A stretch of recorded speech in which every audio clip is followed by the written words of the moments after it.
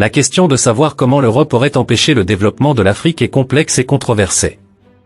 Il est important de noter que les relations entre l'Europe et l'Afrique ont été façonnées par des facteurs historiques complexes, y compris la colonisation, le commerce, et les dynamiques économiques et politiques.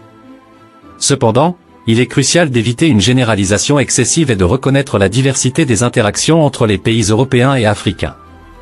Colonisation. La colonisation européenne en Afrique, du 19e au 20e siècle, a laissé un impact significatif. Les puissances coloniales ont exploité les ressources naturelles de l'Afrique pour leurs propres bénéfices, souvent sans égard pour le développement à long terme des sociétés africaines. Les frontières tracées par les colonisateurs ont souvent ignoré les réalités culturelles et ethniques existantes, entraînant des tensions et des conflits post-indépendance. Exploitation des ressources. Les économies africaines ont souvent été intégrées dans le système économique mondial de manière subordonnée, avec des pays africains exportant principalement des matières premières et important des biens manufacturés. Cela a créé une dépendance économique vis-à-vis des marchés mondiaux, avec des fluctuations de prix qui ont souvent nui aux économies africaines. Dette et conditionnalité.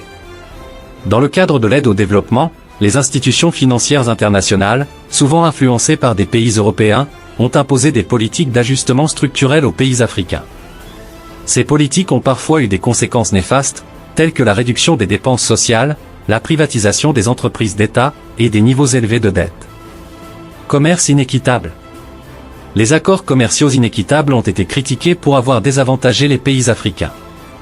Les subventions agricoles européennes, par exemple, ont nui aux agriculteurs africains en rendant difficile la concurrence sur le marché mondial. Instabilité politique post-coloniale. Les conséquences de la colonisation ont également contribué à l'instabilité politique en Afrique. Les frontières arbitraires créées par les colonisateurs ont parfois engendré des conflits ethniques et politiques persistants. De plus, les régimes post-coloniaux corrompus ou instables ont souvent entravé le développement. Il est crucial de noter que ces points ne doivent pas être interprétés comme une condamnation unilatérale de l'Europe. Certains pays européens ont également été des partenaires de développement et ont contribué positivement à l'Afrique. De plus, l'Afrique est un continent diversifié, et les expériences et les résultats varient d'un pays à l'autre.